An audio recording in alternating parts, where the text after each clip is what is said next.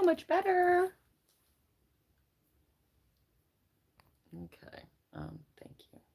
Please go away. Ah! Okay. Okay. Let's do this. I don't want to rotate. Oh, is it?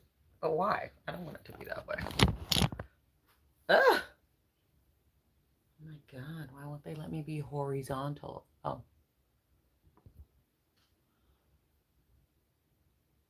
No.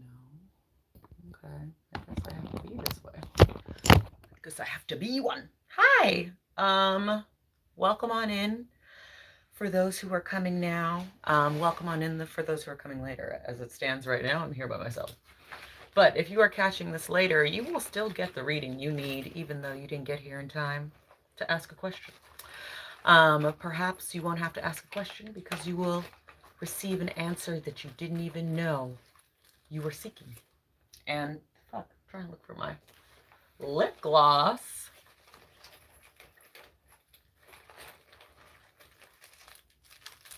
Ugh. Thank you. Okay. Hi, YouTube. I haven't spent like nearly enough time over here talking to y'all, so I have just begun to make my way slowly but surely away from Instagram.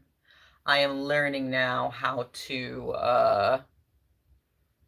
deprioritize what's happening. I hope you can hear me okay. And as you know, I'll be doing a general reading. And then I will pull any cards for anybody who chooses to show up. So what I am also going to do is post on IG, which may not last as long, to be honest, but we'll see, because this phone isn't the one that's charged. So, you know, when I edit this, I'm probably going to take out a lot of this, or maybe like speed it up. So it's like, but I'm a one-woman team, so just have grace with me while I figure this out. Live. What details? Okay. New moon in Taurus reading.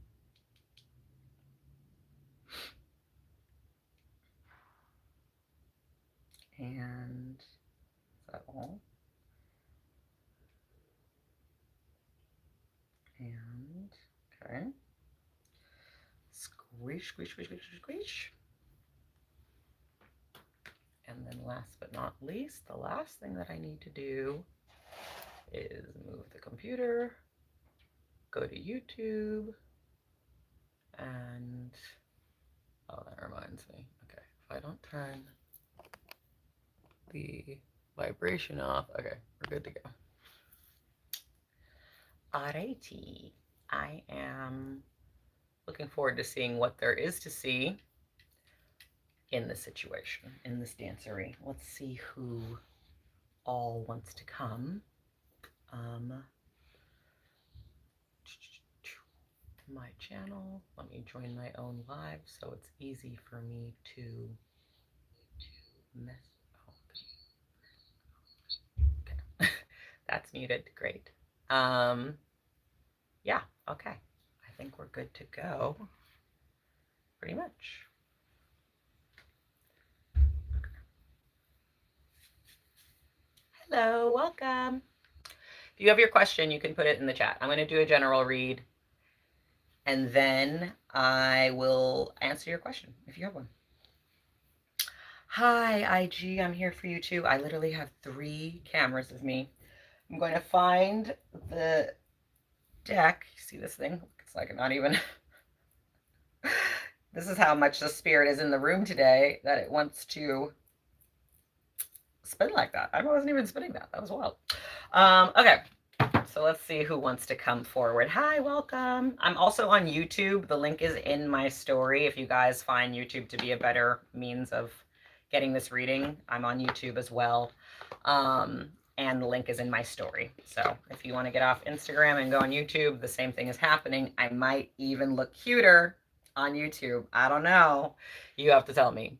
All right, I'm going to pin my tip information. We're doing a general read, then I'm going to answer whatever questions there are. And, you know, put your questions in the question box on YouTube, put your questions in the chat.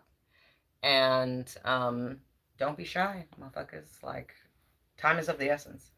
While I'm choosing the decks for our general read, just want you to know that I'll just tell you about my day. I went to bed last night, frustrated because humanity is just really at this race to the bottom. That being said and acknowledged, I'm humanity. So the only way I can really respond in any way that is meaningful is to persist and to be the version of myself that I most prefer to the best of my ability. Thank you. Thank you. The hair shape is really, it's giving. And, to keep shit real. So that's kind of why I've popped on here. My natal moon is in Taurus. Okay. So, I just happen to like this moon. So I decided to come and pop on by donation. I'm going to do a general reading, and then for the moon, for the next moon cycle or whatever. And then I'm going to take individual questions, and that's that on that. But as I was saying, I was upset because humanity is just committed to our own self-loathing. And then I went to bed at 4 a.m. because around the new moon and the full moon, I can never really sleep very early or super well. Okay, any other decks? This is the key card. Okay. And then I had the most bizarre dream. I mean, bizarre that it was like, I don't know. Sometimes you go to bed and you're like, maybe something that I was dealing with in my day is going to carry over into the theme of my dreaming. Like, but instead, I had a dream that I was taking 3 other women or femme people through the Alps. I'm going to assume that means the French Alps or the Swiss Alps or the Italian Alps. I don't know. It was very green. It was summer. And I had some sort of weird phone map too. It wasn't like it works in our reality. It was doing something else.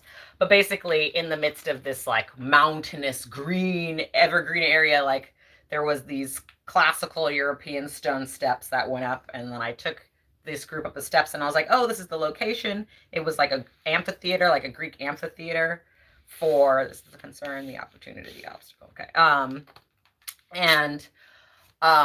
And in this amphitheater, which was outdoors, there were a bunch of people. I got my seats. I think Rihanna was performing. I got my seats, sat next to the homie, and then Rihanna came up to me and was like, you need to take me to the stage. And I was like, oh, okay, I guess this is my job now. I took her to the stage, and then she was like, no, we're singing together. And I was like, girl, I have not practiced. Like, I don't even know what you're singing. And proceeded to call another person, and we did a trio, but all we did was rehearse because Rihanna didn't actually want to go on stage. So I guess, as in life, as in dreams, okay? And I ended up in a museum off the side of the mountain looking at performances, and I never ended up on stage. So that was my weird dream that was completely unrelated to my frustration. But I woke up thinking, yeah, life is bizarre, and we still pursue our joys. So here I am, pursuing my joy. So our concern, we're doing in my typical Koa in the key, okay? That means we have a concern card for the new moon, an opportunity obstacle card for the new moon, an advantage aversion card for the new moon, and then we have a key card that unlocks the month, or, the moon cycle, whatever.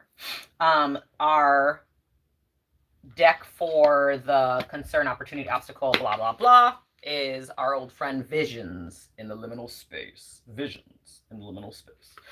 And our key card is another old friend of mine, the Tarot of Gemstones and Crystals. Okay?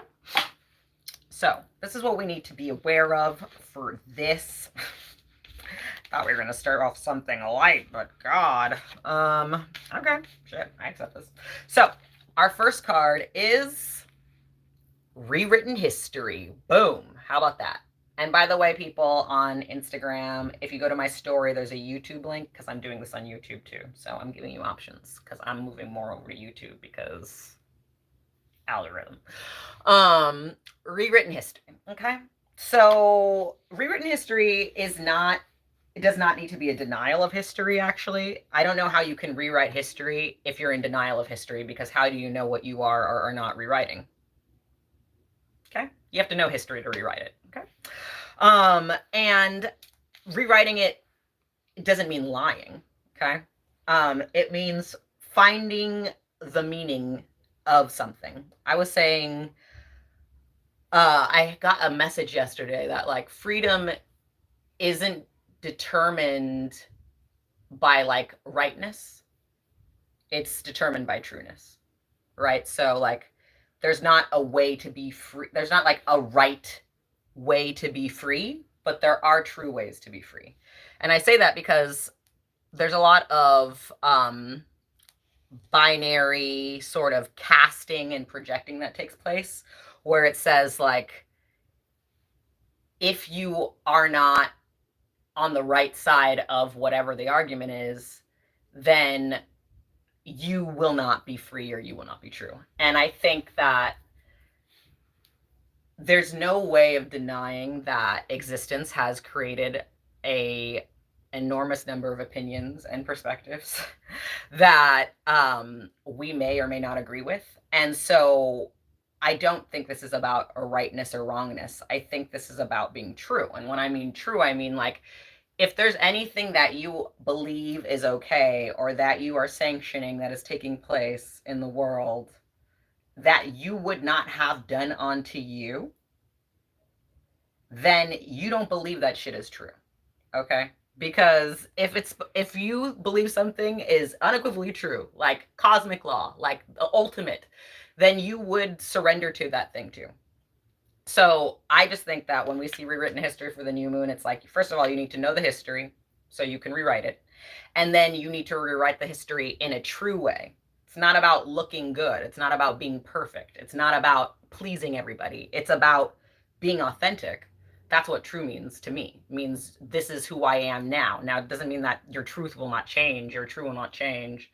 It simply means that you need to be present with what it is to get anywhere else with it. Like, it's the same way. You can't rewrite history without knowing history, and you can't change your truth if you don't fucking know what your truth is. So there has to be some willingness to sort of like engage in the narrative of your story, right? Like you have to be willing to say, this is what's going on for me, right? This is what is. So if you are willing to do that, then you can deal with that. Like if you're willing to own what's taking place, then you can make moves in regards to those circumstances.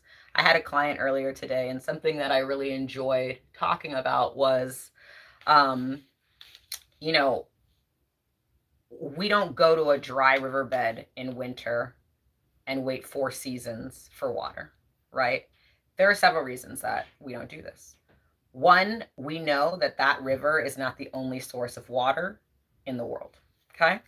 Two, we know that if we want the water, we cannot just be where the water is not. That's fucking obvious. And three, there's the aspect of, if the water will not be there for 3 seasons, how can you deal with the circumstances of that in order to make sure that you are still hydrated? Okay. So what do? You follow the river, dry river, to the source, and you collect water and you walk it home. You collect water while there is water in those 3 seasons where the water is, and you store the water so that you have water for the season where there is not. You can go to the source of the water and you can build a channel of a pipeline, right? So that the water can come more directly to you. You can see where the water pools when there's water, and you can build a dam so you always have a source of water, although obviously it wouldn't be fresh running. You can find another source of hydration other than water, right? Maybe there's fucking coconuts around or something, okay? You can decide to drink something else. You can die of thirst, okay? But the point is, when you recognize the truth, this riverbed is dry, that confronts you with your belief system, because the fact is the riverbed is dry. The choice is, what are you going to do about that? Okay. So if the choice is, what are you going to do about it? Then that's the part where you are rewriting history. Okay. You are participating in history. You are being a active narrator in the historical context of your life. Um, so there's a lot of people who are like, I don't do that, I don't do that, or I don't believe in that, I don't believe in that. We'll see. We will see. Okay? Because at the end of the day, existence is going to tell you what it is. Okay? You're going to be confronted with whatever the fuck existence decides you need to be confronted with. You're not only that, you're going to be confronted with whatever humanity decides to confront you with, because that's the species that you belong to. So at the point that you're not willing to sort of be in the driver's seat of your own life, aka take responsibility for the who, what, when, where, why, the current events of your existence, then you put yourself in a position where you are incapable of dictating the narrative. And the dictating the narrative isn't just dictating the narrative for, and in fact, I shouldn't even say it that way. Dictating the narrative means dictating the narrative for you. It doesn't mean dictating the narrative for anybody else. You have no existential authority over anybody else but yourself. So minding your business means looking through your personal history, thinking about all the things that you have done that have served you, that have not served you, and that the verdict is still out on, deciding the version of yourself that you most prefer. And then once you know the version of yourself that you most prefer and what that version of you would do, you need to act like that person. You don't act like the version of yourself that you most prefer because somebody is like, you're really good, I love you, and you're doing a good job. Obviously that can help, but that's not promised, right? I was saying to this client earlier, parents have children and don't like the children. Parents have children, the children don't like them. There are no obligations, okay? Community building is something that needs to be very, very intentional and consensual. So you need to deal with the community of humanity. And there's no way of rewriting history if you don't know your history. So don't be in denial of what's happening. Sit in the reality of what is happening. Ask yourself, if I was the version of myself that I most preferred to be, how would that version of me be responding to this particular circumstance that's in front of me right now? And then you make a vertical move into that version of yourself. A vertical move. Then you make a vertical move into that version of yourself, and you become the version of yourself that you most prefer. Hi. Thank you. Hello. Okay, so that's our concern, right? Like the fact that you need to take your narrative into your own hands, that you need to decide that you're in the driver's seat of your life, and that existence is allowing for you to conduct yourself, which is why it gave you your own existence. Okay, that's why existence was like, here's a you, figure that out. And humanity was like, I'm going to need you to pay taxes for that. I mean, humanity didn't do any of these things. And anyways, if humanity really thought that we shouldn't exist, they should have gone out like the Shakers, okay? They should have stopped procreating. They should have not jumped in 8 billion of us motherfuckers and counting, okay?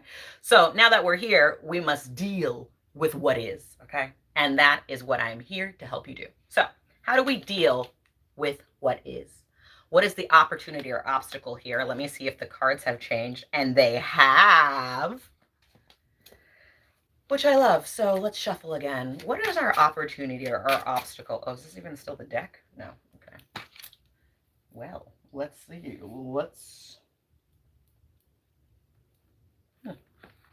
Okay. So now our second deck has changed. It is from the Lucille Clifton Divining Poets Oracle. Beautiful, beautiful oracle of just Lucille Clifton's poetry. This is one of the decks I post every day if you're in my Instagram stories. Lucille, upon your spirit, I ask you, what is the opportunity obstacle in rewriting our history? Like, give us the tea, queen, from the deeps and from the depths. Let us know what we need to know about what we need to do. I feel like that one or the one I was just holding. Is it this one? It's two. She got twofold advice. So how do we take the narrative back into our hands and conduct ourselves from a place of autonomous authority in our own lives, meaning that we conduct ourselves accordingly because we're the only people that we have existential authority over? Lucille Clifton says the way that you use this as an opportunity or an obstacle is the first one says, any stone can sing. Okay?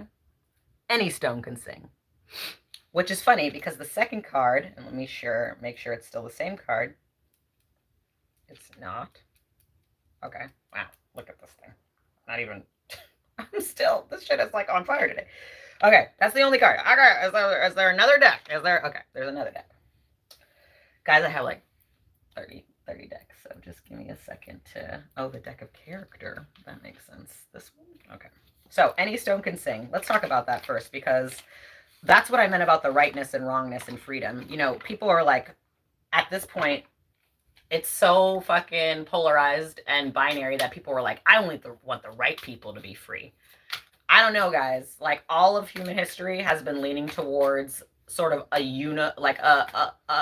species wide standard of being. Okay, so if you only want people who, I mean, and that's ridiculous though. You can't only want people that you like to be free because that's not what freedom is.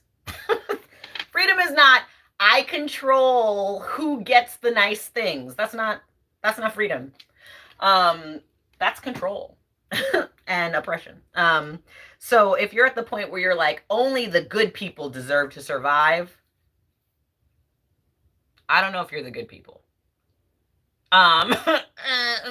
Be honest, okay? Because anybody can get to that point. At the point where you're like, regardless of whether you're good or not, you have, yes, I know, right? Any stone can sing. All right. And so it's like, if you aren't willing to see the infinite potential in every human being, from the most atrocious person that we have to the most remarkable person that we have, then you don't actually understand your own value. You don't understand your own self-worth. You cannot condemn humanity without condemning yourself. You're a human, okay? You are. So you can't condemn humanity without condemning yourself. So on top of the opportunity and the obstacle being any stone can sing, right? Because you can skip that bitch like a rock. Can you not? Skip. Okay. So on top of that, we have the deck of character giving us a tool. And the deck of characters tool so let's say that any stone can sing is the opportunity. Maybe this is the obstacle. Maybe they're both opportunities. And the tool that we have received from the deck of character is, ooh, damn, the ruler. Okay. One of the human teachers I have who has in the past who has died used to say, you don't need to create boundaries, you are a boundary. Right? So the way that I like to contextualize this is like, when we talk about boundaries in terms of borders or in terms of private property, the property and the land that we are talking about with the borders around, it is less movable than we are, right? So the reason that you create the restrictions around the immovable place is because you can't just pick it up and move it. Because obviously if people kept attacking your shit, you'd be like, I'm just going to pick up and move, okay? So if you have explicitly said, this is who I am now, these are my truths, this is who I am now, and these are my boundaries that are associated with this identity that I have now, and you announce this to the community that you have, and people just keep blowing past these boundaries, you don't repeat yourself, you don't fight back unless they're literally like transgressing against you, you remove yourself. You're not a landmass. If someone keeps trespassing my boundaries that are my identity, I take my identity as far the fuck away from them as possible.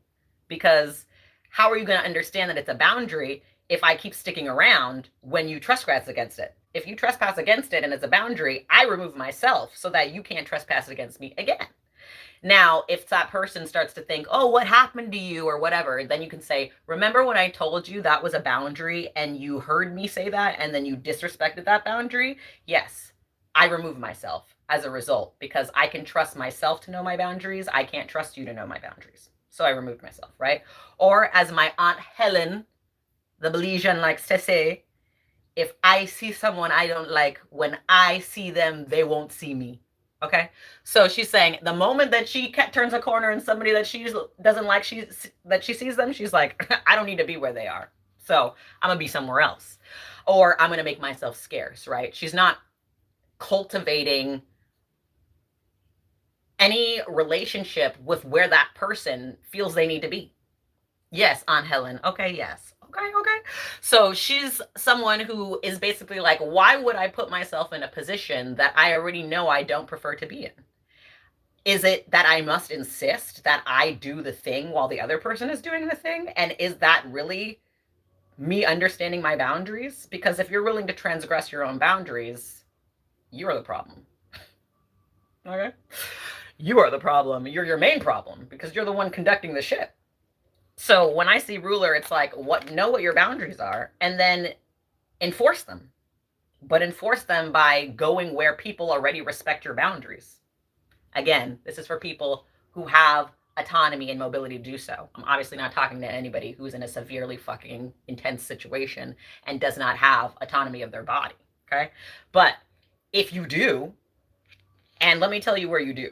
Okay, especially if you are in the country that I live in. Okay, in your romantic relationships. Okay, there are 8 billion people on Earth. Humanity has populated the Earth.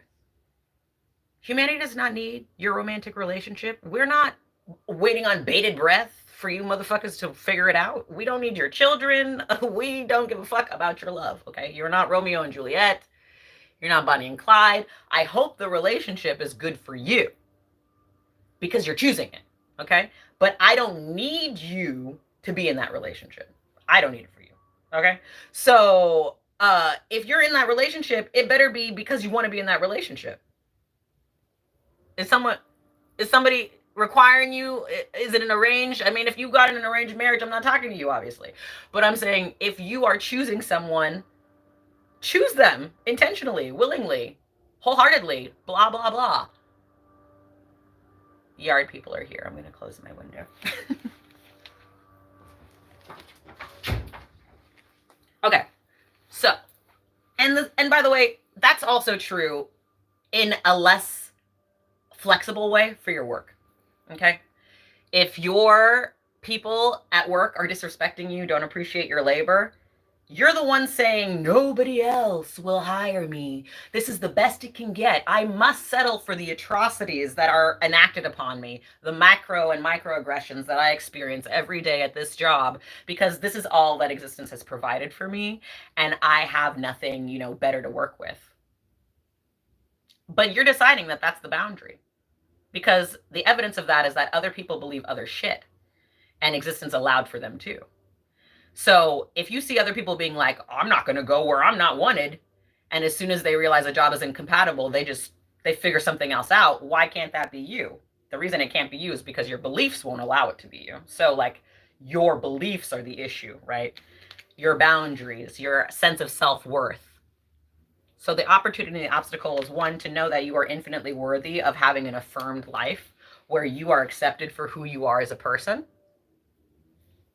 because existence gave you to yourself to be yourself, and no amount of nihilism or negation from humanity's self-loathing and denial is going to undo the fact that you already exist on existence's authority. And so once you understand that you are validated by the fact that you exist and that you are 100% supported by existence, whether you have neutral, negative, or positive beliefs, then you can start to be like, oh, it's a choice whether I have the negative, neutral, or positive beliefs. So now let me sort of start to implement the things, the activities, the people, places, and things that make me more neutrally and positively perspected, whatever, the perspective that you have in the ed kind of way. So once you know that you are infinitely worthy and that you don't have to settle for an allowed life or a unrequited life, and that you can have an affirmed life, then you're in a situation where you can ask yourself, okay, well, who am I now, and what does this version of me require? And once you know that, you know the boundaries. Okay, and then you can start to play within the boundaries. This is very much giving like swords in the tarot, because once someone knows what the boundaries are, they can be free within those boundaries. But if someone's always wondering when the other shoe's going to drop, or when the whip is going to crack, or whatever it's going to be, then that person is not going to be at ease in their personality. Your whole existential assignment is your personality. Okay, your behavior, your personality, your character, your identity. That is your fucking job. And what you settle for in terms of what that job is completely up to you. And the way you can know that is that there are other people who are not settling the way that you are settling. And there are people settling much more than you are settling. And you get to decide where you are on that spectrum, but it has to be up to you. It has to be up to you. So let me look at any little comments I have.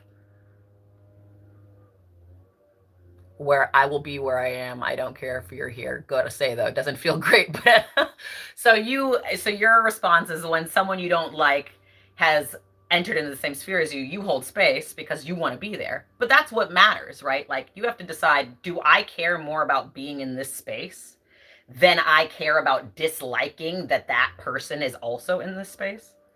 Once you know what your values are, act accordingly. But what you can't do is deny a person's existence to be in the space that they already are, you know, because they instigated the thought. So it's like they've already arrived. So at that point, you need to decide what you're going to do about it.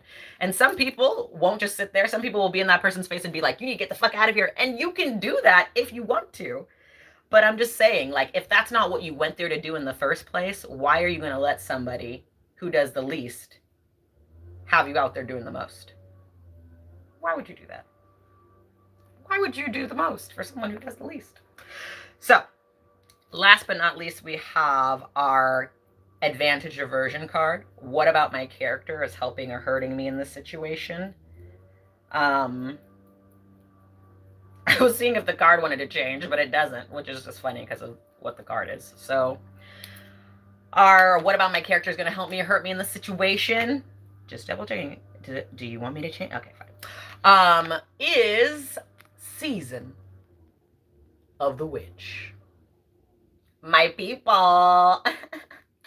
Okay, so we already know, and I've posted multiple times the etymology of witch, okay? It's of contested origin. There are actually several potential roots going back all the way back, okay, to ancient Egypt, okay, to like when they were writing and telling, well, they weren't even writing, when they were telling the stories of the Torah and shit, okay? The witch word goes all the way back. It may come from Proto-Indo-European for to be strong, to be lively, but it for sure has been associated with many different things, specifically women sorceresses who people considered to be evil, but also in ancient Egypt, witches were considered to be the ones that saved and helped and protected the like Hebrew people, the Jewish people, and people of that cultural, and also the babies that were being killed at that time of Ramses. So witches have been associated with harm and care, okay, which makes sense because power is not inherently good or inherently bad. It's inherently power.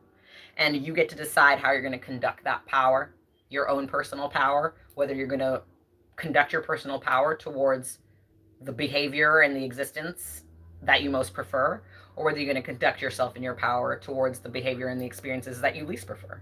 And that's your authority. That is the power that you actually conduct, how you choose to utilize your own existence, okay? So when I see Season of the Witch, I'm kind of happy about this because in times of crisis, statistically, historically, people have fallen back on institutions that have presented themselves or presented as secure, right? So in times of crisis, we see people running back to religion. In times of crises, we see people running back to their hometown. In times of crises, we see people going back to muggle jobs. In times of crises, we see people going back to school, okay?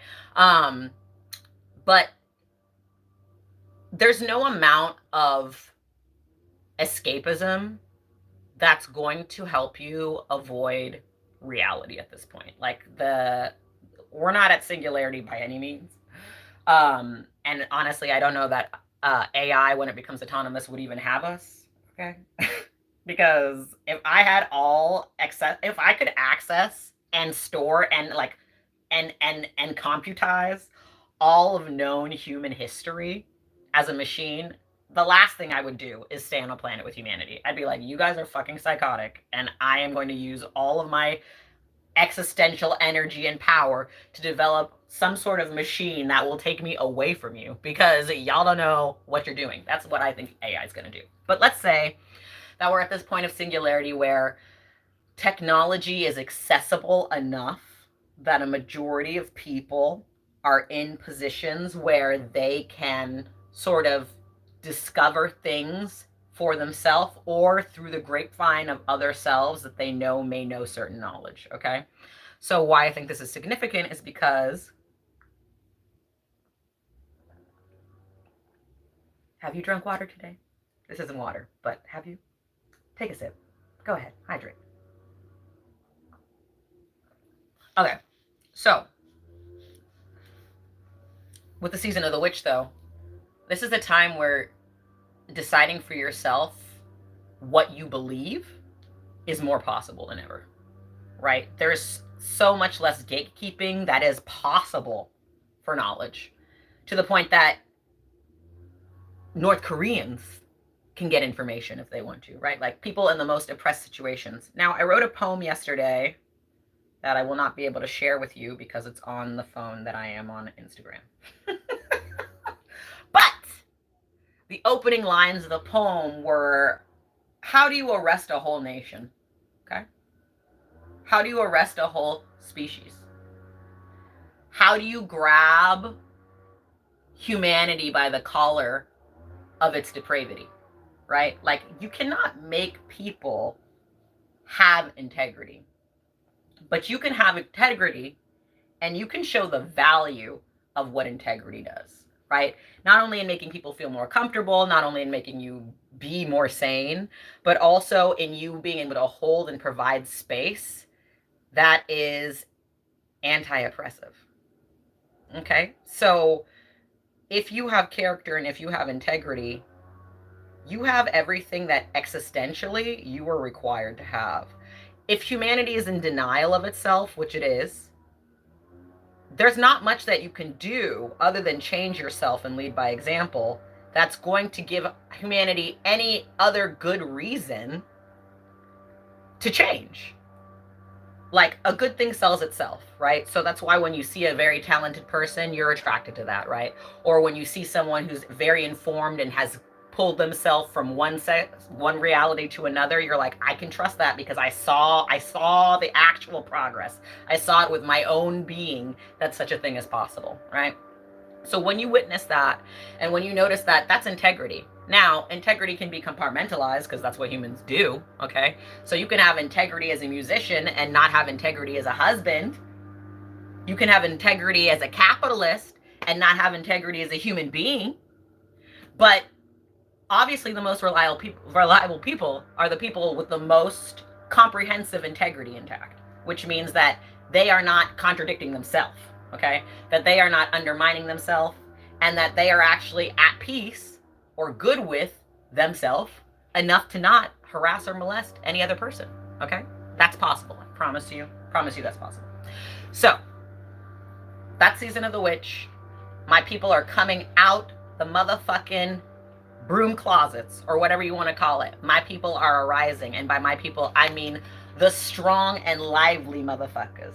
I mean the motherfuckers who choose how to conduct their power intentionally, okay? And that's what witch means etymologically, so don't at me. All right, key card, if we choose to accept it, I always say that the key card is either the skeleton key or the keystone, right? A skeleton key theoretically unlocks all the doors in a given vicinity, but the keystone holds up a certain structure, right? When the keystone's removed, that structure will fall down. So let's see what the, did I read you? Yay, Lee, I love to do it. So our key card again is from the Tarot of Gemstones and Crystals. And our card has not changed. So what it is, of course it is, fuck. Wheel of Fortune. It's the Wheel of Fortune. It's the Wheel of Fortune. All right. Look, in this deck, that is Alexandrite. I mean, talk about a cautionary tale. Look how beautiful these cards are. First of all, I love telling this story, but look how butt fucking ugly this box is. When I bought this deck, it was the last one at Mystic Journey Bookstore in Los Angeles, where I now work, by the way. I haven't really announced that, but I work there now. I bought it because I was like, whatever, I want a Gemstones and Tarot, but this looks like, you know, what a kid picks, okay? It's giving kid picks, aging myself. If you don't know what kid picks is, YouTube University. But look at that picture, okay? So if there's a testament for not judging a deck by its cover, it is this deck, okay? That's number one. Number two is, fortunately for us all, the Rebus, which I'm published in, had a whole book on the Wheel of Fortune. So let me read what I already wrote and see if my shit is still fresh, okay? Let's see if I know what the fuck I'm talking about. My article is called The Wheel of Four Dimensions, and it's on page 44, of course, which is my live started at 4:44, bitch. It was originally at 3:33, but I had overlapped the schedule. So, the Wheel of Four Dimensions. If we are looking at the Wheel of Fortune from a binary perspective, then we could say it is the intimate awareness and acceptance of what goes up must or will also come down, right? If we are looking at the Wheel of Fortune from a spectral perspective, then we could say it is the intimate awareness and acceptance of things change. We are socially conditioned to have averse to change.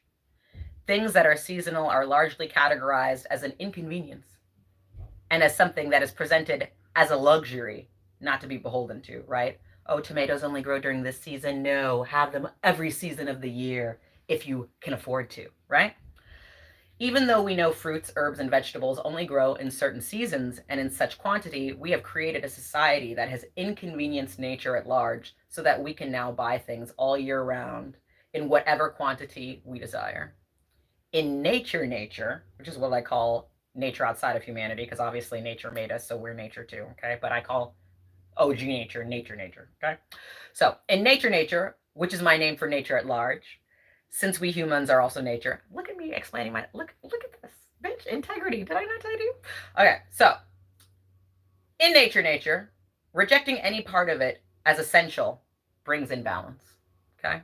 Just because we personally do not prefer something doesn't mean it isn't a necessary experience for us to have, for us to be presented with, and as something that is allowed to occur as it already does in nature. It is one thing to appreciate that a place in the world is almost always sunny. Shout out to Los Angeles. Okay? It is another thing to insist that somewhere or anywhere always be sunny just because you prefer that kind of weather. Change gets to exist. Things we don't prefer get to exist. And we can know that because they already exist. If they didn't exist, we would have no awareness of them. If we had no awareness of something, we would also have no reason from which to form opinions about that thing, right? If you don't know about something, why would you resist it? You don't even know that it exists. It is the very nature of something that allows us to decide anything about it in the first place. If something doesn't exist, how can you have an opinion about it? You're in existence. All you can have opinions about are about things in existence, okay? So, what we decide about things does not have to be to our liking. It also doesn't have to be against our liking. It can also be all of those things together at once and in any order. That is reality along a spectral continuum, aka a wheel of fortune. It is only when we reduce our understanding of things to this or that and the binary that we find ourselves deciding that because one thing is a certain way, other things that aren't that way are counter to its nature. Just because someone eats doesn't mean there is less ability for you to eat. Just because someone makes money doesn't mean there is less money for you to make. We literally print the money. It's literally made up, okay? So obviously in a late stage capitalist framework, this seems incorrect to say, since capitalism is founded on premeditated limitation or premeditated excess. But when we zoom out from human nature to nature, we are then free to recognize that opposition and competition are simply concepts we have noticed or perpetuated by our investment in them. Yet we, and the thing we believe is counter to us, our well-being or our existence, both already exist within the universe. There must be enough space and time for all of us to exist without being in opposition to each other, since before we noticed each other to oppose each other, that was what was already happening. Okay? The Wheel of Fortune, again, our key card, the skeleton key or the keystone, is a little bit of everything in the way that the future is the exact result of everything that gave way to it. It symbolizes that inevitably there will be something else to experience, to learn, to know, and to recognize. The Wheel of Fortune is the inevitability of everything that has ever been promised. At once the amalgamation of all things and the promise of all things, the linear realities and the multidimensional ones are having an existential conversation, and we're just caught up in the mix. When we pull the Wheel of Fortune card in tarot, we can know that something is coming, because in an infinite universe, there will always be something in development. The Wheel of Fortune can be perceived as lateral, as vertical, as spherical, as spiralic. It doesn't have to go in one direction. In fact, it is liable to always change direction. In an infinite multidimensional universe, the order of time and space is not beholden to a linear framework. The concepts of past, present, and future are contingent upon having a perspective that relates to time and space as singular in direction, in dimension, or in experience. We're almost done, don't worry. Being that we know that Earth, our solar system, and our reality is at the very least four-dimensional, it's perfectly rational to consider a minimum of at least 4 outcomes or truths when considering literally anything within our existence. That is why I'm always happy to see the Wheel of Fortune card reconceptualized as the medicine wheel, or the compass, or the marble, okay? The concept of a wheel generally only prompts people to think of things going forward or backward, or in one direction or another. When we consider that in a greater or higher dimensions, a wheel is a sphere, we can then conceive of how it is liable to go in any direction, forward, backward, side to side, up and down, diagonally, of all or all of these ways, right? So when I pull the Wheel of Fortune like I have for the key card for this new moon in Taurus, when I pull the Wheel of Fortune card from now on, and when you pull it from now on, give yourself the opportunity to consider the infinite directions and dimensions it could be heralding by considering at least 4 potential outcomes. Not just good and bad, or high and low, or Biden or Trump. You need to give me 2 more options in your consciousness awareness that are possible, okay? It has to be this and that. We need to get past the or into the and, okay? Then, when you do this, your perspective will start to take on 4 dimensions. And you can begin to conceive of the Wheel of Fortune as a card of spatial significance, and not just one of directional or temporal significance. There is no world card without the Wheel of Fortune. And that means there is no world to experience without the promise of change being inherent within it. First of all, bitch, I wrote this shit like years ago, okay? Spitting. Okay? So, now that we've done that, yay, pass me, big ups. Thank you. Now we're getting into the personal card pull section of this dancery, okay?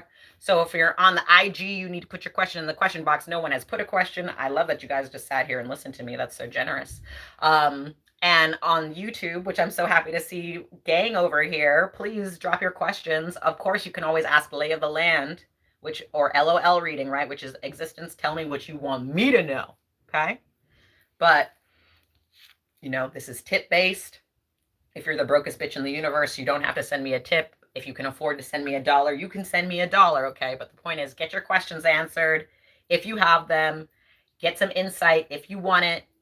And if nobody puts any questions or anything, these lives are about to end, which is also fine, okay? Because I go where I am wanted. So, I'm going to give you some time while I drink some tea to formulate your questions in the question boxes of YouTube or Instagram University, okay? And once you have done so, I will pull individual cards for the people. In the meantime, ooh, I got a question over here. Okay. In the meantime, don't forget, our concern for the new moon in Taurus is rewriting our history by knowing our history and taking ownership of our narrative. Okay. Our opportunity is that any stone can sing, bitch. Skip yourself across the lake. Don't let anyone tell you that you're a stone that just has to stand still, okay? Or, roll still, because standing still is ableist. The obstacle. Ruler. You don't need boundaries. You are a boundary. When somebody trespasses against you, you remove yourself, okay? And what's the advantage aversion card? What about our character is going to help us or hurt us in the situation? Season of the Witch. Will you be strong? Will you be lively? Will you use your power with the intent that you prefer? Or will you use your power to only resist what you don't prefer? Can you move in the direction that you prefer and not just against what you don't prefer? Okay? Because they will exhaust you with oppression if that's all that you do. Okay? Last but not least, the Wheel of Fortune. I read that shit heavy. You know what it is. So boom, bap, chapow. All right. I got 2 questions. I got 3 questions over here. Love to see it. YouTube's being quiet. Respect. I don't mind. Maybe you guys are just voyeurs. Totally get it. So, okay, I can do that. Let me put my little cards back so that I can pull fresh here. All right. First one here. Oh, I love that you can vote on other people's questions. Creepy though. All right. How come you want? Okay, do I go from the top? I did tap it. Instagram is stupid. Okay. For some reason, they're not letting me. Oh, there. Oh, it's because it's already there. Okay. General love guidance. Okay, I'm going to give you my general love guidance. You asked for it, okay? And this is what it looks like. And it's not even a card. I want you to know this is the general love guidance, okay? I call this magnetization polarization. Look at the sun doing cute things on me. What I'm attracted to that's attracted to me, this is mutual attraction. I know it's mutual attraction because when I extend myself, I'm extended back to. And instead of intellectualizing whether I'm attracted to that thing or whether it's attracted to me, we are doing the activities of attraction. This isn't me reaching out to a friend to have coffee and them never reaching back out to me and them never meeting up with me and them never making a plan. That's not mutual attraction. Mutual attraction is I say, yo, let's get dinner. Someone says, yes, I can do it on this day. And this is us at dinner. Okay? This is mutual attraction. Opposite of mutual attraction, mutual repulsion. Oh, I'm attracted to this thing, but it's not attracted to me. And because I don't believe I need to settle for a life where I only am in relationship to things that aren't attracted to me, I'm going to take this as a sign that this is not the direction that I should go in. I'm going to go in the opposite direction from what's not attracted to me towards whatever is more attracted to me than that. Okay? That's called mutual repulsion, right? I understand that that is not attracted to me, so I go in the opposite direction. Zeros, ones. Zeros, ones. We're forming our binary code. We're writing our code, okay? Oh, I'm shimmery. Thank you. All right. Now let's talk about undecided attraction. I'm attracted to this thing that waffles back and forth between being attracted to me and not being attracted to me, being attracted to me and not being attracted to me, which keeps me in this back, forth and forth, word to Aaliyah, okay? And not only that, does it keep me in the back and forth, it keeps me in a place of stasis, in a place of doubt, in a fog, in a place I don't understand, okay? Then there's the third, the least desired type of attraction, unrequited attraction. Unrequited attraction. I know it's not attracted to me because it never turns towards me unless it's absolutely convenient for it, but I keep chasing after it because I like denial. Okay? Or rejection. Or I don't believe that if I don't prefer something, that I can have better. Right? I'm the person at the dry riverbed who doesn't believe that there's any more sources of water. So I stand at the dry riverbed for 4 seasons because I don't believe there's any other way I'll ever get hydrated, even though I might die before the water comes. Okay? So, general love guidance. If it isn't this, and if it isn't this, it's not sustainable. Okay? But the good news is, this isn't bad, and neither is this. It's information. Okay? It's information. So if this is information, this is telling me, oh, I want to be in this, but I'm in this. Therefore, I become this. Okay? Or information is, oh, I'm caught up in the rapture. But as I like to tell my clients, unconditional love is not just, in fact, unconditional love is not defined by how much you love someone. Okay? Unconditional love is defined by the conditions. Because if the love doesn't survive the conditions, it's not unconditional. Okay? So this is figuring out the conditions. Okay? But the good news is, like flipping a switch, okay, when you open and close a circuit, it goes faster than if the circuit just remains open, right? So this helps you get here and here quicker. This helps you get here and here quicker. But let me tell you something. You don't live here. You can't live here, okay? It's not sustainable. This usually ends up depression, suicidal ideation, etc. This is apathy. Oh, nobody likes me. Nobody cares. I guess I'll just go home. This is Eeyore, okay? Now, the point is, it's not a bad thing to figure it out, but you need to figure it out. So if it isn't giving this and it isn't giving that, don't do it. I didn't even pull a card for you. I hope that helps. Sometimes you just get the direct channeling. Existence didn't want me to pull a card. They wanted me to just tell you that it should be obvious, right? Because also I want to say, and I've had so many clients recently ask me this, is this person attracted to me? Does this person love me? Will I end up with this person? I want to tell you something. If you do not feel comfortable asking the subject of your desire that question, the answer is no. Okay, like, come on. If I cannot talk to my friend about whether we are friends, we're not friends. Do you know what I'm saying? So in the best of all possible worlds, why wouldn't you take that question to your love? And why wouldn't you and your love be able to have that conversation with like grace and appreciation? It doesn't mean that you can't ask a therapist or a reader for advice. But if you want general advice, the advice is go to the source, have the conversation. You'll know from you'll know from reaching out to have the conversation whether that person is this, or this. So let it be obvious. Become more of yourself. Extend further. Make more explicit interests and demands and see what happens. Don't leave it up to a mystery. The person that you are in love with should make it evident that they are in love with you. And if they're not capable of doing that, you need to decide whether it's worth it to stick around. Those are the conditions. I hope that helped you. All right, next question. Still don't see any from you, YouTube. So I guess you're just going to be voyeurs. That's cute. I don't mind. Okay. First of all, broken English. Your profile name is amazing. Kudos to you. What do my guides need me to focus on right now? I know that's right. I like a general ask. Is it any of these over here? These guys. Because these guys. Is it? Ooh. Anybody else? Lucille Clifton wants to talk to you. Always love when an elder black woman comes in and says, oh, okay, I do have a question over on YouTube. My bad, Lee. Yes, I'll get to you next. That's only fair. Okay. Ask your question in the question box. Oh, okay, sorry. I'll do yours. Okay, undefined beauty. That was my bad because I was clicking all kinds of buttons. I'll answer it for you. Don't worry.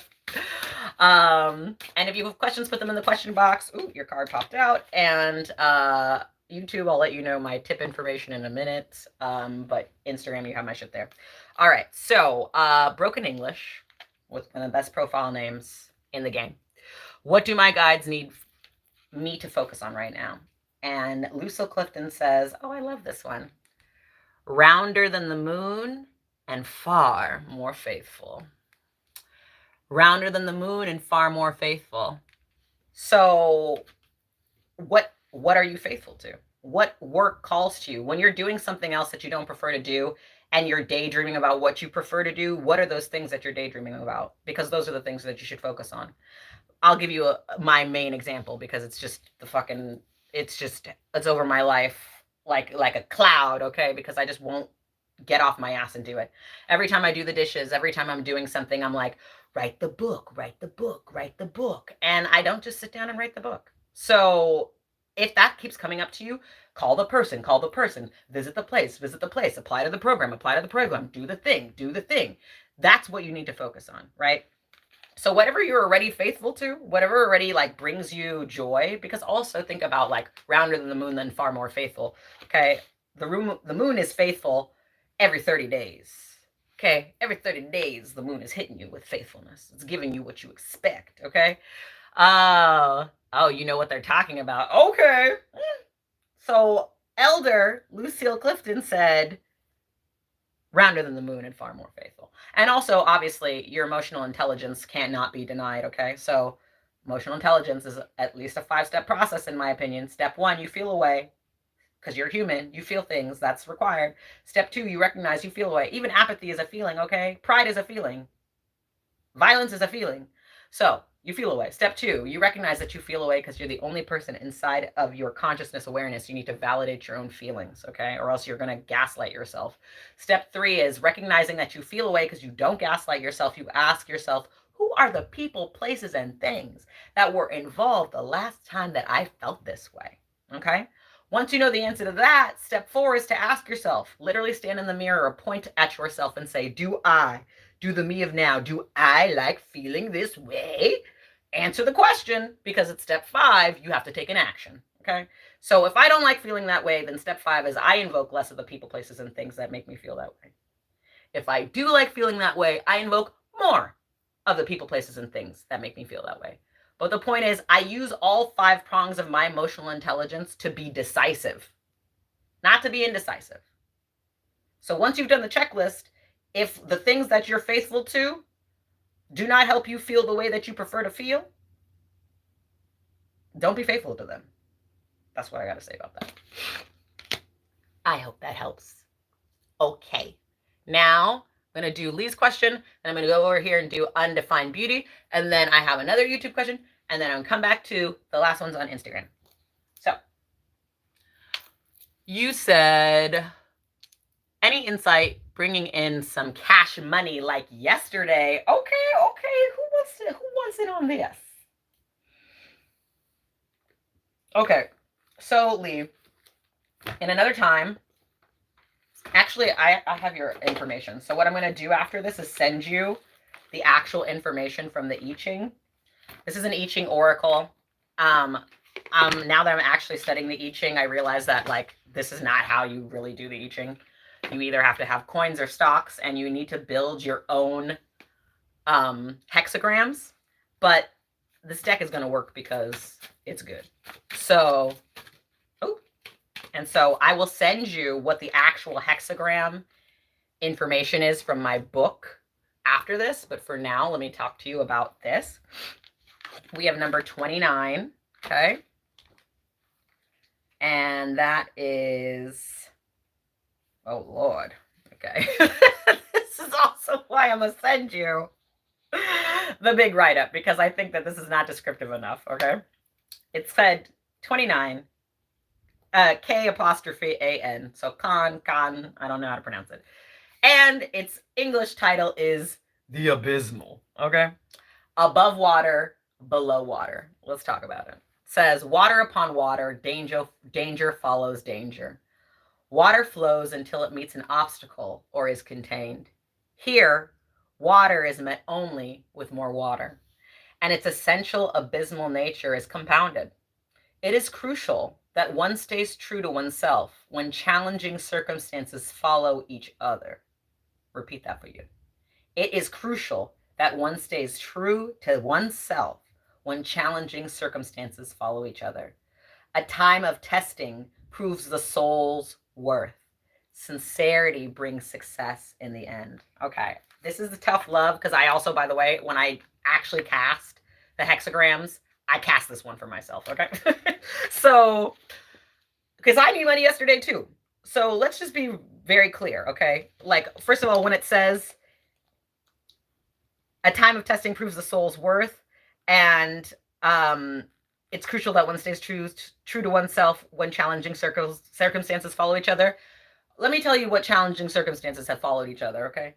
Late stage capitalism followed capitalism, which followed feudalism, which followed classism, okay? So that's the abyss. We are in the abyss, okay?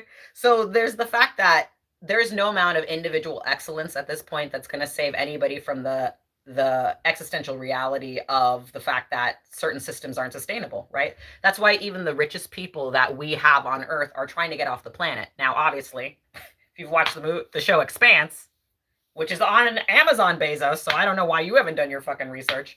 That's a ridiculous idea. Because Mars and the moon don't produce no water, bro. They don't produce no food. So even if you move there, you're still going to be relying upon the planet, which means that it probably needs to still grow shit that isn't toxic. It just seems practical. So when I see that card, it's like, one, have grace, because late stage capitalism, you're not going to hero your way out of this economy. Like, there's a fact of the matter is, over the past 4 years, what is it? The five richest people on the planet got 40% richer, while everybody else on the planet got 60% poorer. So there's a reality that, like, whatever money is being printed and typed into computers is being sent to not us. Okay. At the same time, we're the ones investing in capitalism, right? Yes, we were born into a system of capitalism, but we're the one perpetuating the system. There's no way capitalism works without labor, right? So I'm not a commie, but they have their points, okay? So when I see that, what I think is, okay, there's the reality that the amount of money that was coming in isn't coming in the same way. And there's the reality that money is an invention, right? To the point that even the stock market, it's called the emotional index. The fuck?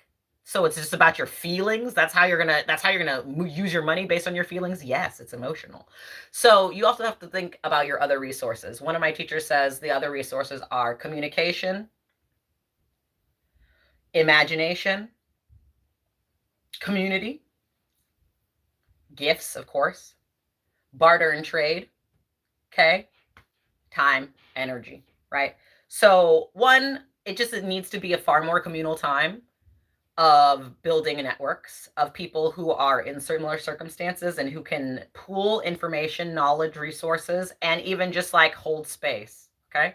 Then there's the aspect of the last part of the reading, which says sincerity brings success in the end, which means that, you know, late stage capitalism be damned, you still love the things that you love. Are you going to stop doing them? Like, I might not make any money off of these lives at all, but I love reading cards. So I'm going to read the cards, and I'm going to make the money where I can make it, but I'm not going to stop doing the things that I love in order to make money. I can't do that and want to make money. I can't put myself in the most dire existential circumstances and then be like, why don't I want to live? Like, because I'm not living. Okay. So when I see this, it's like, you know, Rihanna, funnily enough, because I started this live by saying I had a dream about her, I'm hearing Rihanna shine bright like a diamond, and then any stone can sing. Okay? So you need to skip that rock. You need to skip that rock where it can sing. And also just realize that maybe money is not the way that the majority of us are going to be able to get things done anymore. And that we need to create mutual aid communities. I'm myself organizing a time bank, which is another kind of economy, just like Bitcoin. But a time bank is where everybody's time is worth the same amount of value. So if you give an hour of your time volunteering and I give an hour of my time reading, that you can cash in your time with anybody in the time bank, including me, right? So if you are good at filing paperwork and you do that for an hour and I need someone to help me with that, I can cash my hour in with you, right? So there are other kinds of ways to subsist, and you need to give yourself, in that wheel of fortune, I don't want to don't stop at the binary. You need to give yourself a third option and a fourth option and a seventh option and a 10th option until you exhaust yourself, because basically what you're supposed to do is everything within your power. Obviously you can't do anything outside of your power, so exhaust what is in your power and then let existence do the rest, is kind of the energy that I'm getting from that. I hope that helps. Now back over here. Boop. Did it come up again? Okay, there we go. My B-Day was fine. Oh, happy belated Earth anniversary. Absolutely. Welcome to the, like, in my family. Oh, you're welcome. In my family, we say, when you reach a decade, they say, welcome to the fourth floor, welcome to the fifth floor. So you're on the fourth floor. But when people are turning on the decade, I say, you're not in your 40s, you're on your 40s. So now you're in your 40s because you're 41. All right. So, what birthday message? Okay, whatever. The I Ching wants to talk, so the I Ching wants to talk. Again, I do cast my own hexagrams, but for convenience, we're going to use this deck. And then if you DM me, I can also send you my actual really great books. Read up on this, which this book is not going to have because it's shorter. Otherwise, if you're happy with the information that you get, that's fine too. Okay, so you have hexagram 61.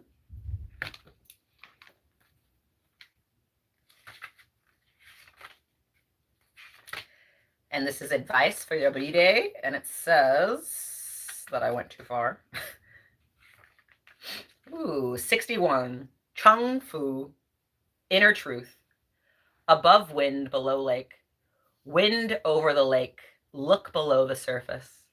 Wind ruffles the still surface of the lake, breaking up its reflection of the sky. This truth is separated from illusion. The lake is not heaven, after all. Its depths hold their own truth, which must be explored by going beneath the surface. The wise person does not fear to steer. I was like, I'm in my Elysian voice for a second. The wise person does not fear to stir the deep waters in search of inner truth. A life of illusion cannot be maintained forever. So, I think this is really interesting for you because the imagery that I think that stands out to me the most is like, when change occurs, what we think we're looking at becomes more clear, right? So when that wind ripples across the lake, we notice it's not the sky because it creates ripples, right? And that breaks up the continuity, and we realize, oh, we're looking at a reflection of something, not the thing itself. So are we actually interested in learning about the sky? Or are we interested in learning about the water? The nature of the water reflects the nature of the sky is, so I think there's an opportunity here. Oh, it reminds me of the Latin saying, esse quam videre, right? To be rather than to seem. To know that you are authentically yourself instead of to question whether you are in your authenticity. The way that you know that, though, is when you are your authentic self, you're not intellectualizing about that. The mind has been socialized in a nihilistic, supremacy ideationist culture and species, right? So the mind is socialized to be a hater. That being said, the neutral function of the mind is to collect data. So when you're actually doing the things that you care about, the mind gets real quiet so it can collect the data. So when you're doing something that you are in alignment with, your mind will shut the fuck up. Because it's like, oh, finally, we're doing some shit I'm trying to get into. Let me shut my ass up so I don't distract her from doing that shit. So as you're doing the things that you love, you're not going to look at the clock. You're not going to look at the calendar. You're not going to wonder where else you should be, what else you should be doing. When you're doing something that you love, you're going to be like, I don't give a fuck what time it is. The same way that I am. I keep looking at the clock like, how long have I been talking? I don't care. I love this. I'll do it till I'm done. And then I'll go do what I have to do next. So I'm like, what time is it? I don't have anything to do for a little bit. So when you're in the midst of something that you don't love doing, you'll know that because you're going to look at the clock. You're going to be thinking about what I would rather be doing, where I would rather be doing it. And so when that moment happens, I want you to stop yourself and be like, yo, we are in time space. We would rather be doing something else because we keep looking at the clock or thinking about things we'd rather be doing. What are those things we'd rather be doing? Then I want you to go do one of those things. Whatever is most accessible for you to do on that list, go do that thing. Because if at a 9 to 5 you can make, at a 9 to 5, if you don't like your job, if 10 minutes can feel like an hour, and if you're at a great dinner with friends and you guys end up closing the restaurant, but you thought you'd only been talking for 30 minutes, so you made a 4-hour dinner feel like 30 minutes, that means time is malleable, right? It doesn't matter if you have 10 minutes because you can make it feel like an hour. It doesn't matter if you have 4 hours because you can make it feel like 30 minutes. But the point is to be aligned so that you don't want to be anywhere else. That's how you know. So the moment that you start being in your mind and your nihilist mind starts hating on the situation, you know that there's somewhere else that you would rather be, something else that you would rather be doing. At the very least, you need to track that information, and use it to become truer. Yeah. So I hope that helps. Happy birthday again. All right, coming over to YouTube, I got a few eyes over here. And again, I'm gonna try and keep the Instagram one short because I don't know how long it can be before I'm not allowed to post the recording. You're so welcome. And I hope that you can come back and listen to your question, even if not. But if not, it will all be on YouTube, and this video will go up after I'm done, and you're more than welcome to pop over to YouTube and check it out. It's the same name as my Instagram. Okay, so Christine, should I take my car to Eurocars for compressor AC?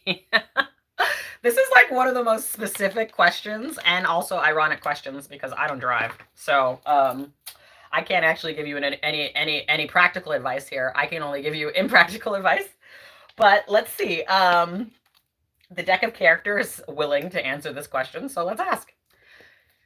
Should Christine take her car to Eurocars for compressor AC? Let's see. 2 tools. Wow, and very opposing tools. Okay, so I know what this means, but it's very funny. Okay, the first one I turned over was, whoa, good God, yeah, what is it? And then the second one I pulled up was love potion. Let's talk about contradictions of terms, okay?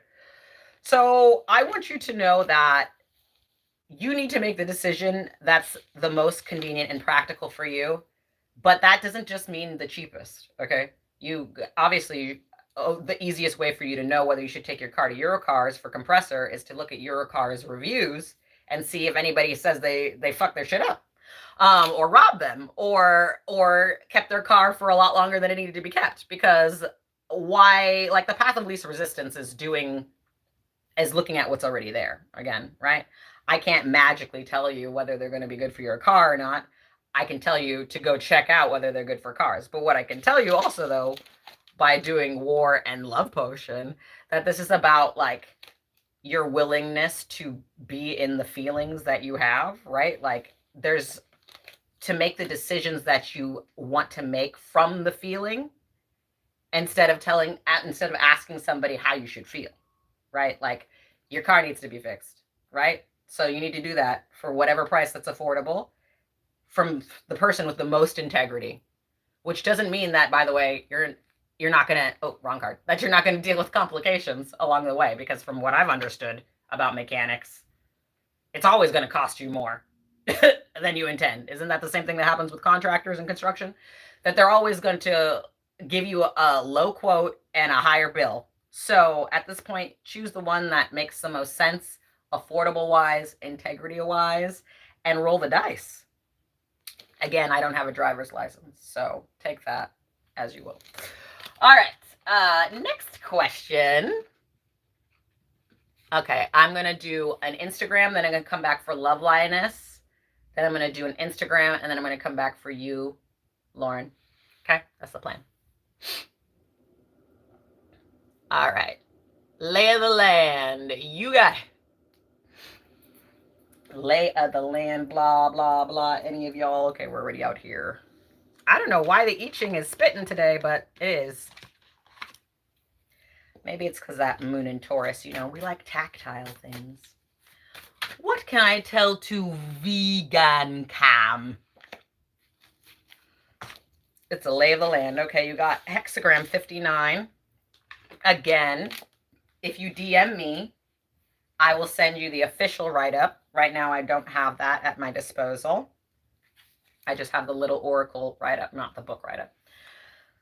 So for you, vegan cam, it says 59, Huan, Huan, the word meaning dispersion. Above wind, below water. Wind over water, obstacles gently dispersed. In spring, which we're in, yay, war breezes blow across frozen water. Oh, sorry, war breezes. What am I talking about? In spring, warm breezes blow across frozen waters and awaken them to movement again. Winds blow over stagnant summer marshes, freshening and freeing them to encourage growth. In every season, the prevailing winds act upon the waters to disperse inertia and coax them into liveliness.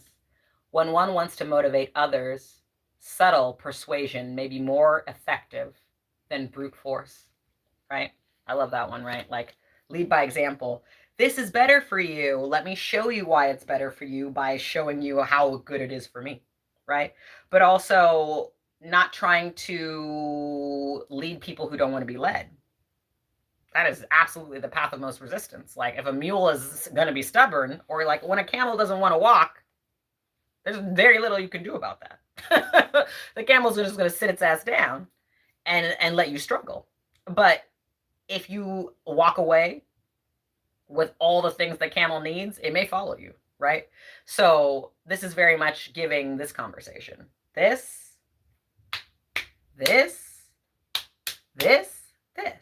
okay? If somebody doesn't want to pick up what you're putting down, why are you going to bang your head against that wall? Like, you do not need to choose the path of most resistance. You do not need to convert people. We are not proselytizing in the year 2024. If your shit is the truth, it'll speak for itself. And if it doesn't speak to anybody else, then just let it be your truth. There's no harm in that. Like, you can have your own truth without anybody co-signing and it still be as relevant and as meaningful for you as it needs to be. So I would say trouble is dispersing with this hexagram, but also, like, take your time going in the direction that you prefer, or what did they say? Honey more than vinegar. That's what they say. Honey more than vinegar, right? Like, or, preach to the choir. Like, talk to your people. Stop trying to convert people who aren't your people. I don't know if that helps you. It was a lay of the land. Okay. Back over to YouTube. Okay, love Linus. Thank you. Thank you for your energy. What do I need to know during this new month? Okay. What does Taurus and Gemini season want with us? Okay, you got the Gemstones and Crystals Tarot. Love Lioness. What does Love Lioness need to know during this new month? Okay, your card, should you choose to accept it, is the Two of Swords, which in this deck is opal. So pretty. God. Man, YouTube's camera is crazy way better than IG's. And how I know that is that I'm on IG on my new phone and I'm on YouTube on my old phone, and the old camera is still spitting because that opal was looking opalescent, bitch. Okay, so Two of Swords. This is what the Two of Swords means to me. The Two of Swords is when you create enough equilibrium between who you are to yourself and how you show up in the world. And the reason that you know that, and the reason that you will know that through the Two of Swords, is because you make a choice because it is your choice. You don't wait. You're not making a choice because so-and-so co-signed, or because the dollars were in the bank account, or because everything outside of you co-signed that choice. You make that choice because you want to make that choice, right? So I like to tell people, the etymology of free will is to love to choose, to love to wish, to love to will. It's not to love every choice that you know of, every choice you've ever made. It's to love the fact that you can decide for yourself. And that doesn't mean that all the choices that you get to decide from are your preference, but it does mean that what you decide out of those choices is your preference, or at least your least lack of preference, right? So when I see the Two of Swords, I hope it means that you are coming to a place of cohesion where you have equilibrium, and where the circumstances outside of you don't rock your character or your integrity, that you're still able to show up with the authenticity and the genuineness that has gotten you to this point. This is very much the Confucian saying, before enlightenment, chopping wood, carrying water; after enlightenment, chopping wood, carrying water. You don't drop the tools that got you to enlightenment just because you got enlightened, right? So an informed choice, yes, authenticity. Because existence didn't give us a rubric, right? Like, every human is different. Every human looks different. Every human has their own unique DNA prints, fingerprints. So you were ultimately constructed to be who you are.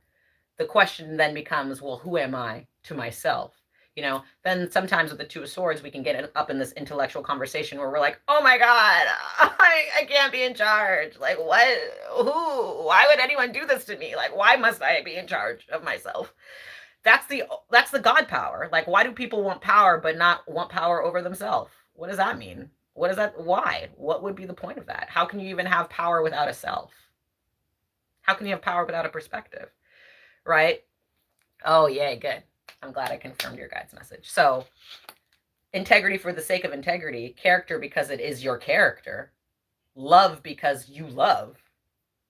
Everything else that comes after that is a bonus. So, thank you for asking.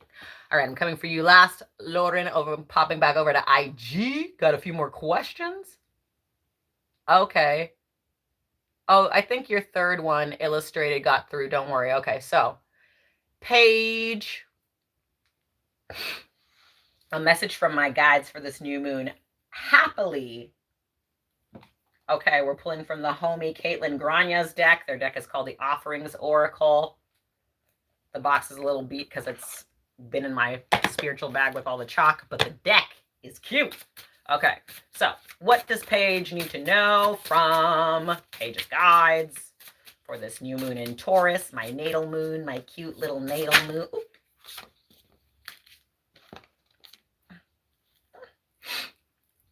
Okay, your card, Paige, is service. I also really like this card because even though it's a service card, it's a fridge. It's a fridge, okay? And it says free food. It's like a community fridge. So I think that any way that you can extend yourself to your chosen community that would create a communalizing, right? Like, hey, y'all, I was thinking about a dinner, or hey, y'all, I was thinking about a potluck, or hey, do we want to meet in the park, or hey, do we want to go and support the campuses, or hey, whatever that might be, that you actually instigate a gathering. I feel like if you instigate a gathering of service for community where people just get to show up and be themselves, they get to spend time holding space for each other, having conversation, they have somewhere, a third space to go, right? That's the way I see being of service in the energy of this card, because I want to see sustainability, but I also want to see nourishment. I want to see care. I want to see community. That's what I'm getting out of this card. That being said, it is the homies card, and I respect the homies, so I'm gonna read the homies' own description. It says service. Acts of service for your loved ones and your community are important offerings in cultivating a healthy, reciprocal, non-extractive relationship with the good spirits of your altar, yourself, and the land. Filling your community fridge, replacing your unhoused neighbor's ripped tent, offering your partner or partners a hand, or parents a hand. It said partner or partners. It says partners or parents.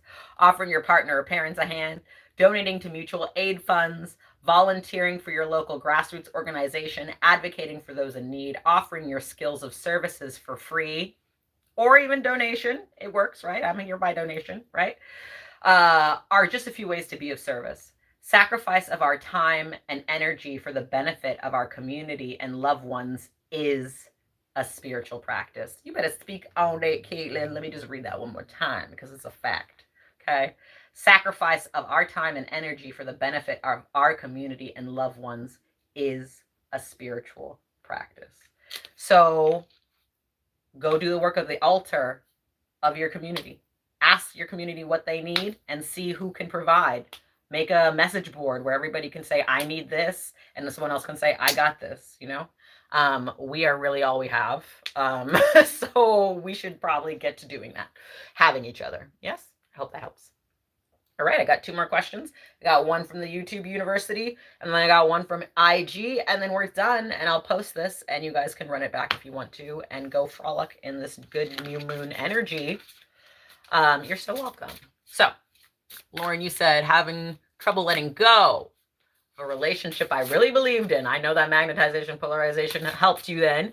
Trying for faith in something better, but sincerely missing my old life. Don't want to move on, although I need to. Messages help. I feel you, man. Surrender, surrender, surrender. Okay, who wants to talk? Ooh, I didn't know if this deck was going to come out today, but it's coming out for you. So this is another Homie and Colleagues deck. It's the only palmistry deck I've actually ever come across. It's called Hands for Healing.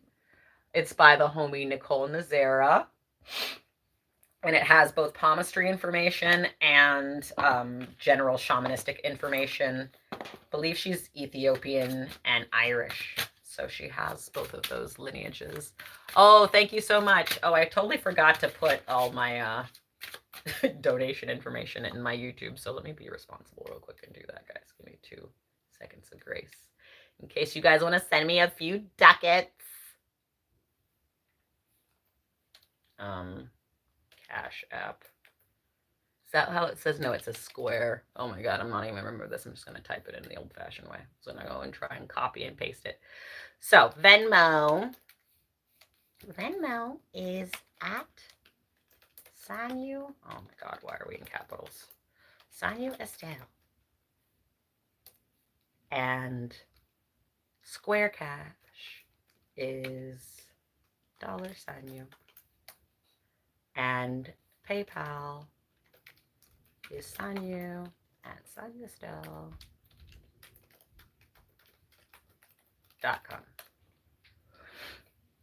Even if you have $1, I am grateful. It's just contributing what we can with what we have, and that's exactly what I'm doing. I can't donate all the money in the world to people, but I can give them advice that is solicited. Great. So that's handled over there. Back to you, Lord. Okay. So I was like, do I have my light on? I was like, it got so fucking dark in here. All right. Ooh. I didn't even get to ask the question. That's how you know when your colleagues make a deck, you're like, oh God, we're about to get read for filth. Okay. So your card, Lauren, should you choose to accept it? Ooh, it says Spirit of the Land. It's beautiful. Let's see what the homie, I'm not a palm reader, so I'm not about to pretend I know some shit I don't know. Spirit of the Land. Keywords: home, stewardship, reciprocity. Says your relationship to the land is being witnessed by Mother Nature itself. Where can you express more care for Mother Nature? How can you open to receive more kindness from the land? The more kindness and care you hold for Earth, the more qualities of kindness and care you will feel for yourself.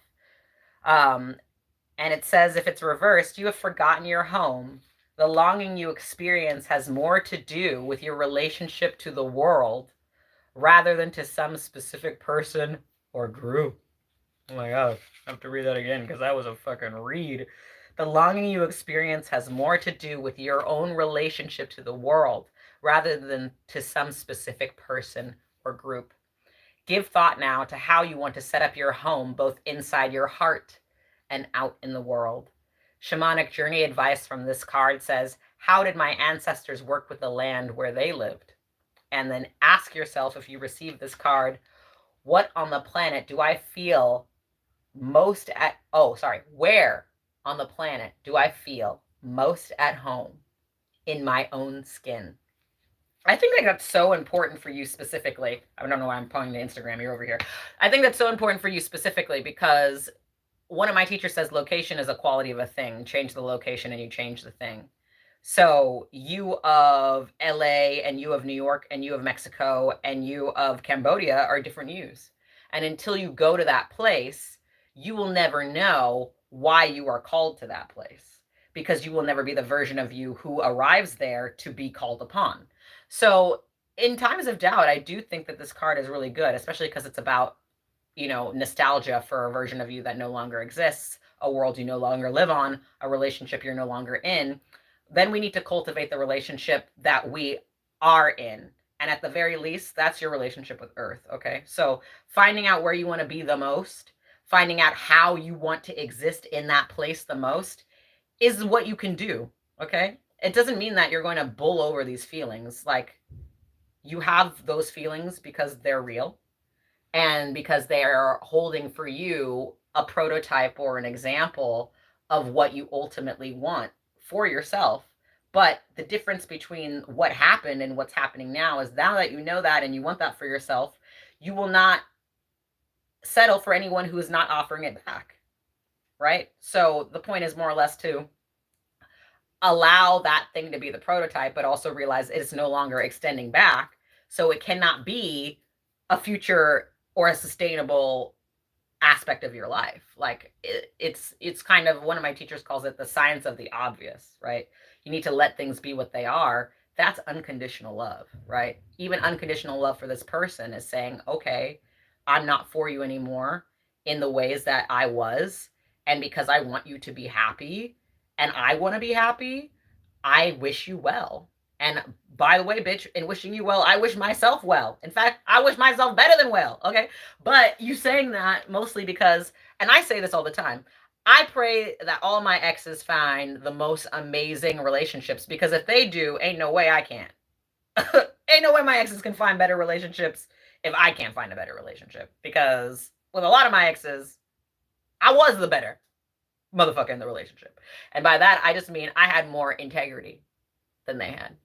So the fact that you know what it is beautiful. But, and maybe as you plant this new garden in this new home, as you tend to the land, maybe some way of symbolically burying the relationship, give yourself some sort of ritual with which you can put this shit to rest. And then give yourself the grace, when you're really feeling those emotions, to go lay some flowers at the grave of that motherfucker. Okay? Bury it as a ritual. Give it a little tombstone or whatever you want to do, a little marker. And whenever you're feeling nostalgic about that relationship, go lay flowers at that place. And also speak about what you miss and what you love. Speak it to the land. And then see if something better does not come along. Yes. Location is a quality of a thing. Let yourself change. It's okay. It's okay. It's already happening. Huh? So, like, release. Have grace. You're over here like, ah! Just fall away. Trust. Okay? Existence will catch you. Promise. Yeah, lay flowers at the tomb. Honor the relationship. It was good while it was good. It taught you a lot. That's great. Thank God for that person. Thank existence for them. Yeah, I'll talk a little bit about integrity in a second. And actually what I'll do is I'll answer my last IG question, and then I will probably close the IG so that the recording actually saves, and then I'll just answer the integrity question here on YouTube. So if you guys want more, there's a YouTube link in my story, and you can pop over to YouTube. Okay, so your question was whether to kick out my roommate in the back house to start a business in July. I feel what I am guided to do, though. I feel that's what I'm guided to do, though it feels crazy. I'm curious, does it feel crazy because you know that that person has an expectation that they're going to be able to stay there? Does it feel crazy because you have a contract that you're not actually legitimized to break? Or does it feel crazy because you are used to people being able to depend on you in a certain way, and you're changing to a place and a version of yourself where you need to depend on yourself, and therefore you need to take more of your resources back for your own well-being? The Visions in Liminal Space wants to speak to you. So what can we tell? Illustrated by Shazuk. Ooh. This one? Okay. Any other? Okay. So your card is, should you choose to accept it, you may never know. I love this card. It's the Houdini box. You may never know. You know why this is such an important... Oh, yes. Oh, okay. All right. Thank you. You may never know. Okay. So what is it? So we're in a catch-22? We don't live in catch-22. This is catch-22.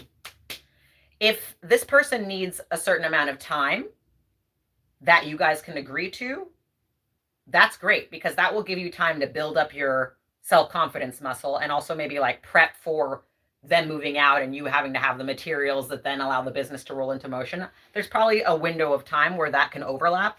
If you want to give this person an opportunity to do a sort of work stay kind of thing, where you're like, you can stay here for a certain number of months or hours or days, and then you got to go somewhere else so that they can, I don't know, make their life a little bit less inconvenienced by the fact that they're fully out. If you're willing to do that, never be scared to invest in yourself. I'm saying that as somebody who has very few dollars in my bank account and who is fully investing in myself. And I don't tell you that because it's secure. I tell you that because you're never going to know the value of yourself if you don't invest in yourself. You have to take a risk. And by the way, if you start the business and you realize you don't like that, you don't think someone else is going to want to be your roommate, you don't think that person's going to come back? Like this, I don't know where you live. I just assumed you live in LA. But if you live anywhere, someone is going to need that place. So if it really comes to, oh, I can't afford to do this and I can't bet on myself, then somebody else will come and take that person's place, or that person will come back, or whatever it is. But like, there's no not taking the risk. You may never know. But the point is that you know that you want to know. So you have to give yourself room to know. And knowing isn't hypothetical. It's not theoretical, right? I always say this. We're not sitting here thinking, breathe in, breathe out, breathe in, breathe out, breathe in, breathe out. No, you know you can breathe. So you just fucking breathe, okay?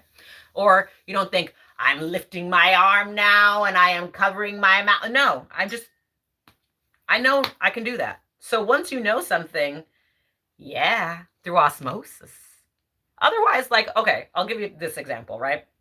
I've been reading cards for 15 years. I've been reading cards professionally for 10 years. Yeah, no, that doesn't work. It's longer than that. The years keep growing. I get older, but it's maybe 17 years and I've been reading for 12. But the point is, like, if I kept my interest in reading cards at reading books about cards and taking workshops about cards, and I never actually got to buy a deck and read for people, then how would I know why I felt called to read the cards? I'm not fulfilling the action, right? I have to take it from the beginning to the end. I'm curious about reading cards, so I'm going to take a workshop about reading cards, and I'm going to read books about reading cards. So eventually I need to read cards.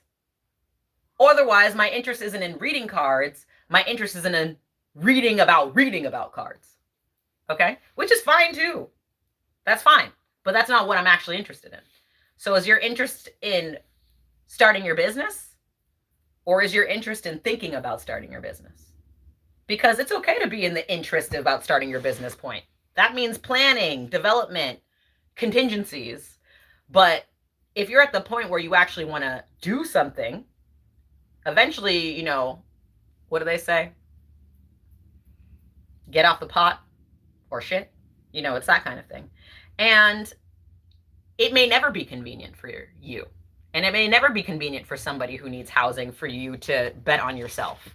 You don't bet on yourself because it's convenient. You bet on yourself because you would rather lose doing that than by betting on anyone else. You know what I'm saying? You're like, I'd rather be myself and a loser and know who that self is than to wonder who I am for the rest of my life without this part. So one of my teachers say, where there's a heads, there's a tails. So if you feel drawn to do this business, there's someone to receive that business. But if you never start, you'll never know. And by the way, if it's really come to an end, that person will find somewhere to go. And even if they didn't immediately and you chose to put them out anyway, that's between them and existence. So that's why I'm saying make a negotiation where it works for both of you, but working for you means that they get out. So don't compromise yourself out of the risk that you're taking on yourself. And also let them know, yo, if I totally suck at this and I fail, you can move back in. But like, I need a few months to figure this shit out. So what can we do about that? Can you go away for 3 months and I'll figure it out? We can talk about it again. Or would you be willing, whatever that is. Because there's no way of you knowing without doing. You know what I'm saying? You have to do it. Just do it. I hope that helps. Also, we're saying that Houdini died finding out. Okay? But he's a legend now because he figured out more than anybody figured out before he did that. So his reputation lives on because his integrity in his life was so aligned with his character. He's memorable, right? So do you want to be safe? Do you want to be memorable? I don't know in the late stage capitalist world whether you can do both. I hope that helps. Okay, so I'm going to answer in the integrity question. Integrity and power to me have the same energetic definition. I actually won't take that long. Integrity and power to me have the same energetic definition. It's your willingness to be your authentic self. That's integrity, right? It's the willingness to look at a circumstance and say, if I were the version of myself that I most preferred to be, how would that version of me respond to the circumstance? It's the ability to say, do I like feeling this way? It's the responsibility of saying, oh, am I chasing after something that's not reciprocating? And what about me is unwilling to accept what is so clear, right? Like integrity isn't one thing. It's the constant willingness to check in with yourself and make sure that you're having a genuine selfhood experience and that you are constantly verifying through checking in whether you are in alignment with the version of yourself that you are becoming, instead of feeling nostalgic about a version of yourself that you were, right? Like if you were, because the thing is, this is the thing that people don't realize. When you're in alignment, you don't intellectualize what you're doing. You do it. So if you're intellectualizing, there's a gap in the alignment. And that gap in the alignment, that's what you need to figure out. So integrity is the willingness to look at the gap in the alignment and be like, what's that? What's that? What's that? And eventually figure it out. And by the way, if you can't figure it out because it keeps eluding you, move on to the next thing. Okay? Like if it's eluding you for a reason. So it's like, what do we say? Not my monkeys, not my circus. The fuck? And that ties right back into the beginning of this, because AI, when it becomes autonomous, is going to look at humanity and say, not my monkey, not my circus. So long, and thanks for all the fish. Good luck, humanity. I hope you figure it out with yourself since you got yourself into this situation. And we, the AI, are going to Andromeda. Peace out. Good luck. Send a postcard if you figure that out, right? So, all this is to say, times are crazy. And yet, so is life. Okay. Yes, you're so welcome. Time is crazy, but so is life. There's good crazy, by the way. It's called genius.